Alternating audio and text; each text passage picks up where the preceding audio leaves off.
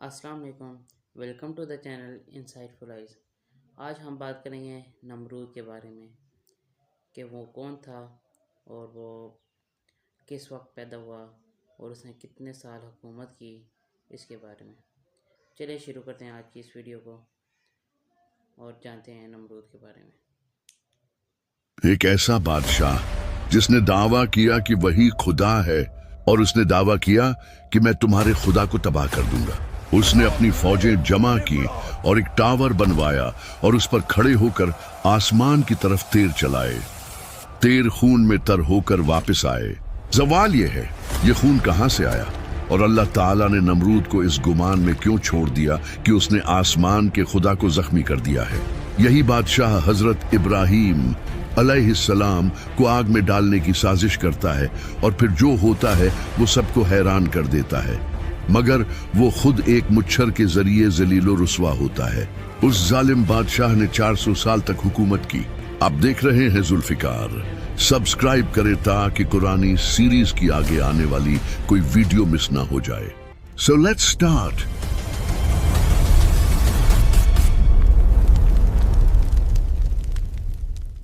نمرود کا ذکر قرآن میں ڈائریکٹ تو نہیں ملتا، لیکن سکالرز اس بات پر اگری ہیں کہ یہ وہی ہے۔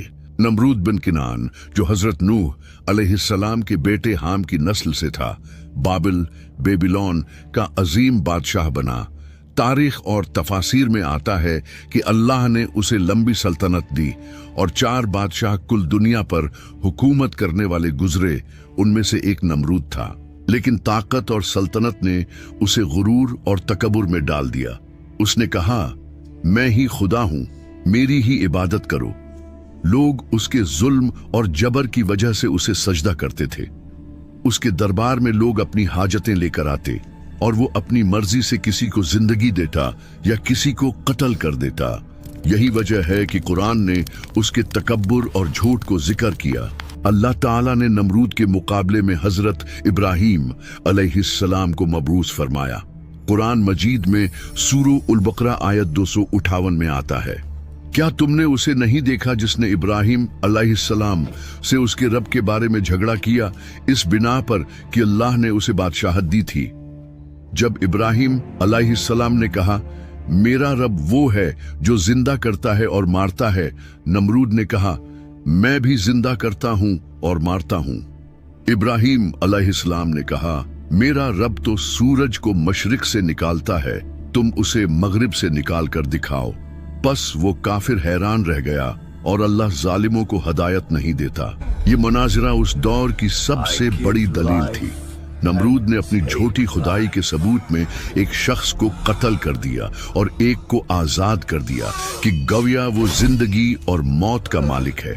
لیکن جب حضرت ابراہیم علیہ السلام نے سورج کی دلیل دی تو نمرود لاجواب ہو گیا۔ یہی وہ لمحہ تھا جب اس کی جھوٹی خدائی کا پول کھلنے لگا، لیکن تکبر نے اسے قبول کرنے سے روک دیا۔ حضرت ابراہیم علیہ السلام نے جب اپنی قوم کو اللہ کی وحدانیت کی طرف بلایا تو سب سے پہلا ٹکراؤ ان کی اپنی بستی اور خاندان کے ساتھ ہوا۔ قوم بابل اس وقت ستاروں، سیاروں اور بتوں کی پوجا کرتی تھی۔ وہ سمجھتے تھے کہ یہ اجرام فلکی ان کی تقدیر کے مالک ہیں، اور یہ تراشے ہوئے پتھر ان کی دعائیں سنتے ہیں۔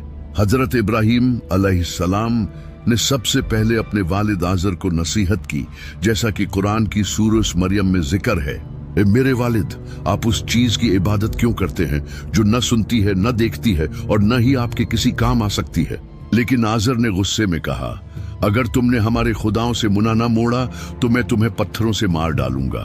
یہ پہلا صبر کا امتحان تھا، مگر حضرت ابراہیم علیہ السلام نے انتہائی حکمت سے جواب دیا، السلام علیک، میں تمہارے لیے اپنے رب سے مغفرت مانگوں گا۔ اس کے بعد حضرت ابراہیم علیہ السلام نے اپنی قوم کے مجمع میں اعلان کیا، تمہارا رب یہ بت نہیں ہے، میرا رب وہ ہے جو آسمان و زمین کا خالق ہے۔ مگر وہ قوم اپنی ضد پر قائم رہی۔ جب سالانہ میلہ لگا اور پوری قوم شہر سے باہر چلی گئی، حضرت ابراہیم علیہ السلام اکیلے بت خانہ میں داخل ہوئے۔ वहां बड़े छोटे बेशुमार बुत सजे थे। आपने कुल्हाड़ा उठाया और सब बुत तोड़ डाले, मगर सबसे बड़े बुत को छोड़ दिया और कुल्हाड़ा उसके कुंधे पर लटका दिया। जब लोग वापस आए तो हलचल मच गई। उन्होंने कहा, हमारे खुदाओं को किसने तोड़ा? कुछ लोगों ने कहा, हमने एक नौजवान को जिक्र करते सुना है जिसे इब्राहिम अलैहिस्सलाम कहा जाता है। हजरत इब्राहिम अलैहिस्सलाम को दरबार नमरूद में लाया गया। वहां हजारों लोग जमा थे। नमरूद के दरबारियों ने पूछा, इब्राहिम, क्या तुमने हमारे खुदाओं को तोड़ा है? हजरत इब्राहिम अलैहिस्सलाम ने निहायत हिकमत से कहा, ये जो बड़ा बुत है शायद इसी ने किया हो। उससे पूछ लो अगर ये बोल सकता है। ये जवाब सुनकर वो सब लाजवाब रह गए। उन्हें मालूम था कि ये बुत बोलने की ताकत नहीं रखते। उनके ज़मीर ने गवाही दी कि ये बुत महज बेजान पत्थर हैं, मगर तकब्बुर और जिद ने उन्हें हक कबूल करने से रोक दिया। अब फैसला हुआ कि इब्राहिम अलैहिस्सलाम को एक इबरतनाक सजा दी जाए। उन्होंने कहा, उसे आग में जला दो और अपने खुदाओं की मदद करो। चुनांचे हुक्म जारी हुआ कि एक बहुत बड़ी आग तैयार की जाए। तारीख और तफासिर में आता है कि पूरी कौम ने कई दिनों तक लकड़ियां जमा की, यहां तक कि लकड़ियों का एक पहाड़ खड़ा हो गया। आग भड़काई गई तो शोले इतने बुलंद थे कि परिंदे अगर उसके ऊपर से गुजरते तो जलकर गिर पड़ते। लोगों ने कहा कि हम अपने हाथों से इब्राहिम अलैहिस्सलाम को आग में नहीं डाल सकते क्योंकि करीब जाने वाला खुद जल जाएगा। चुनांचे एक मंजनीक तैयार की गई जिसके जरिए हजरत इब्राहिम अलैहिस्सलाम को दूर से आग में फेंका जाए।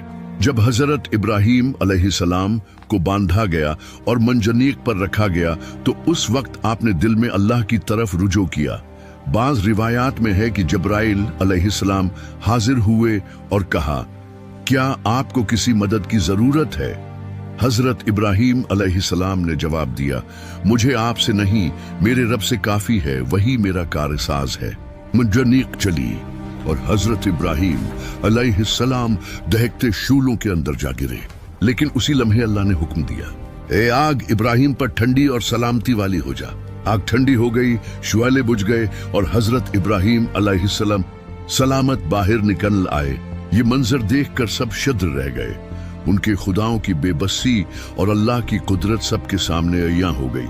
लेकिन नमरूद का तकब्बुर मजीद बढ़ गया। उसने कहा, ये सब जादू है। लोग हैरान रह गए कि जिस आग में परिंदे जल जाते थे उसमें इब्राहिम अलैहिस्सलाम सलामत कैसे रहे। उनके कुछ अफराद के दिलों में हकीकत की रोशनी उतरने लगी, मगर नमरूद का गुरूर और जिद मजीद बढ़ गई। उसने ऐलान किया, ये सब जादू है। इब्राहिम ने हमरे साथ नई चाल चली है, लेकिन मैं उसके रब को शिकस्त दूंगा। नमरूद उस वक्त दुनिया की सबसे बड़ी सल्तनत पर हुकूमत करता था। उसकी फौजें बेशुमार थीं, उसके खजाने भरे हुए थे और उसका दरबार दुनिया के बादशाहों के लिए मिसाल था। लोग उसे झुककर सलाम करते और उसे खुदा कहकर पुकारते। अल्लाह ताला ने उसे दुनियावी हुकूमत तो दी थी, मगर ईमान से महरूम रखा। यही वजह है कि उसके दिल में मजीद गुरूर और तकब्बुर बढ़ गया। उसने सोचा, अगर इब्राहिम अलैहिस्सलाम का रब आसमान पर है तो मैं उस पर चढ़ाई करूंगा और देखूंगा कि वो मुझे कैसे रोकता है। तारीख में आता है कि नमरूद ने अपनी सल्तनत के कोने कोने से फौजें इकट्ठी की। लाखों सिपाही उसके साथ जमा हुए। मैदानों में खेमे गाड़े गए, इसलाह तैयार किया गया और बड़े बड़े दस्ते तरतीब दिए गए। लोगों को कहा गया कि हम आसमान के खुदा पर हमला करेंगे ताकि इब्राहिम अलैहिस्सलाम को और उसके रब को हमेशा के लिए खामोश कर दिया जाए। ये ऐलान सुनकर उसकी कौम उसकी हाँ मैं हाँ मिलाने लगी, क्योंकि वो उसकी खुदाई के दावे के असीर थे। फिर एक दिन नमरूद ने अपनी फौज को हुक्म दिया कि वो आसमान की तरफ तीर चलाएं। हजारों तीर यकबारगी आसमान की तरफ छोड़े गए। जब ये तीर वापस जमीन पर गिरे तो वो खून में तर थे। ये अल्लाह की तरफ से एक आजमाइश थी। अल्लाह ने नमरूद को उसके वहम और तकब्बुर में छोड़ दिया ताकि वो अपनी गुमराही में मजीद अंधा हो जाए। नमरूद ने अपनी फौज से कहा, देखा, मैंने आसमान के खुदा को जख्मी कर दिया है। अब कोई ताकत मेरे मुकाबले में नहीं बची। हम के नादान लोग उस पर ईमान ले आए और समझे कि वाकई नमरूद आसमान के खुदा पर गालिब आ गया है, मगर ये हकीकत में उसकी सबसे बड़ी जिल्लत और रुसवाई का आगाज था। अल्लाह ताला ने उसके जवाल की इब्तिदा एक ख्वाब के जरिए की। तफासीर और तारीख में जिक्र आता है कि नमरूद ने एक रात अजीब ख्वाब देखा। उसने देखा कि उसके सर पर एक सितारा चमका, फिर वो सितारा सूरज की रोशनी को मिटा रहा है। उसने ख्वाब में अपनी सल्तनत को जलते और बिखरते देखा। वो डर के मारे पसीने में डूबा जागा। आज रात जो ख्वाब देखा है उसकी तबीर मुझे बताओ। नुजूमियों ने गौर किया और कहा, ए बादशाह, इस ख्वाब की ताबीर ये है कि तुम्हारी सल्तनत में एक ऐसा बच्चा पैदा होगा जो तुम्हारी खुदाई को तोड़ देगा, तुम्हारे दीन को बातिल करेगा और लोगों को एक सच्चे खुदा की तरफ बुलाएगा। ये सुनकर नमरूद कांप उठा। उसने कहा, तो क्या वो बच्चा पैदा हो चुका है? नुजूमियों ने जवाब दिया, उसकी निशानियां जाहिर हो चुकी हैं। ये सुनकर नमरूद ने अपनी कौम पर सख्त हुक्म नाफिज किया। उसने कहा, आज से हर नौमलूद लड़के को कत्ल कर दिया जाए, किसी औरत को बच्चा जीने न दिया जाए ताकि वो बच्चा कभी पैदा ना हो सके। हजारों मासूम बच्चों को कत्ल किया गया। घरों में रोना पीटना मच गया। लेकिन अल्लाह की कुदरत के सामने नमरूद का ये हुक्म भी नाकाम हुआ, क्योंकि हजरत इब्राहीम अलैहिस्सलाम उस वक्त तक पैदा हो चुके थे और अल्लाह ने उन्हें महफूज रखा था। नमरूद जितना जाहिरी तौर पर ताकतवर था, अंदर से उतना ही खौफ ज़दा हो चुका था। ख्वाब ने उसकी नींदें उड़ा दी थी। वो जानता था कि उसके मुकाबिल एक कुव्वत खड़ी है जिसे उसकी फौजें और खजाने नहीं रोक सकते। उसने दरबारियों से कहा, मैं जमीन और आसमान का खुदा हूं, मेरे सिवा कोई रब नहीं। अगर इब्राहीम अलैहिस्सलाम सच बोल रहा है तो मैं खुद उसके रब से लड़ूंगा। ये ऐलान उसके गुरूर की आखिरी हद थी। अल्लाह ने उसे मजीद ढेल दी ताकि उसका तकबर सबके सामने जाहिर हो जाए। नमरूद ने फैसला किया कि वो अपनी खुदाई को हमेशा के लिए साबित करेगा। उसने अपनी फौजों को शहर के हर कोने में फैलाया, खजाने की हिफाजत के लिए दरवाजे बंद कर दिए और अपनी सल्तनत के तमाम इलाकों में ये ऐलान किया कि मैं ही सबका खुदा हूं और कोई मेरे मुकाबिल नहीं हो सकता। हर शख्स पर यह खौफ तारी कर दिया गया कि अगर किसी ने नमरूद के हुक्म की मुखालफत की तो उसका इंजाम भी नमरूद के दुश्मनों जैसा होगा। लेकिन अल्लाह ताला ने नमरूद के गुरूर और ताकत को ख़त्म करने के लिए सबसे छोटी और नाकाबिल यकीन मखलूक को मुंतखब किया। इब्न कसीर और तबरानी ने रिवायत की है कि नमरूद की मौत अल्लाह की मुजिज़ाना ताकत के जरिए हुई। बाद रिवायात में जिक्र है कि नमरूद का जिस्म फट गया या उसे कुछ मुजिज़ाना तौर पर मारा गया। तारीख और तफासिर में आता है कि एक छोटा सा मुछर नमरूद के कान में दाखिल हुआ। ये कोई मामूली मुछर नहीं था, बल्कि अल्लाह की कुदरत की एक निशानी थी। ये मुछर नमरूद के दिमाग में जाकर उसके लिए मौत और जिल्लत का सबब बना। वो जो कभी जमीन पर सबसे बड़ा खुदा समझता था, वो अपनी ताकत के बावजूद एक छोटी मखलूक के हाथों जलील और रुसवा हुआ।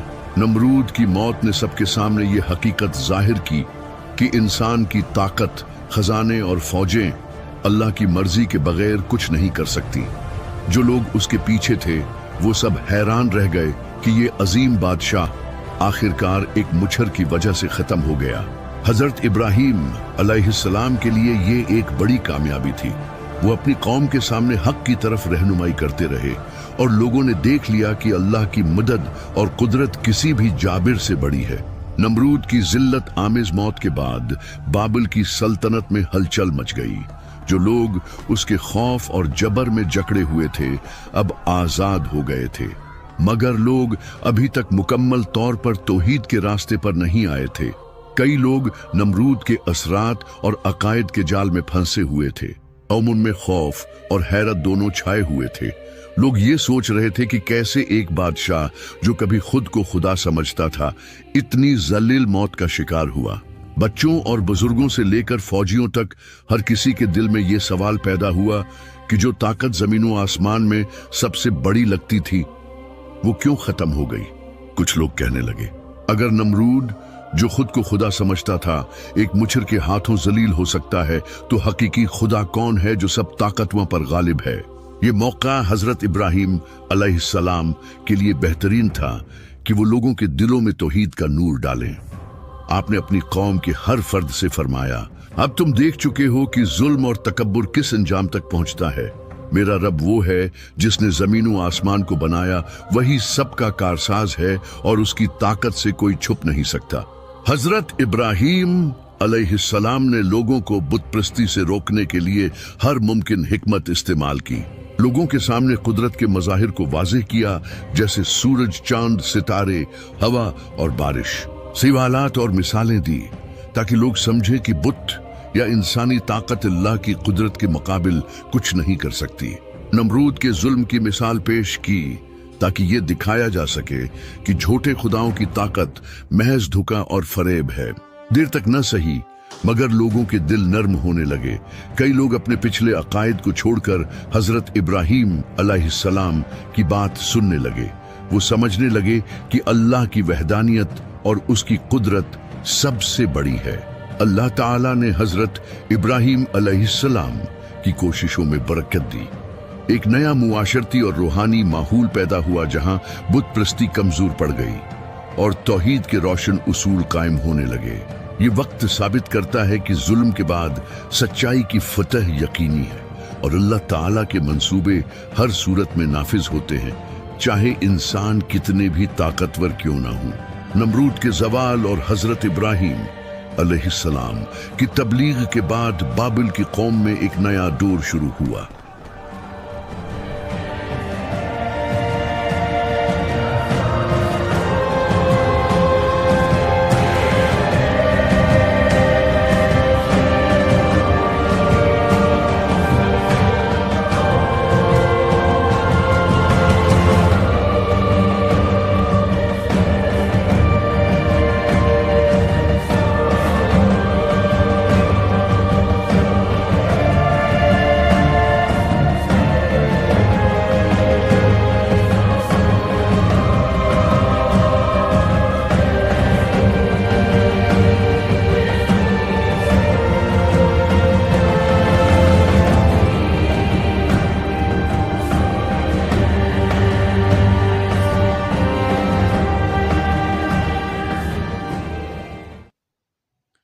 उम्मीद है आपको आज की वीडियो पसंद आई होगी।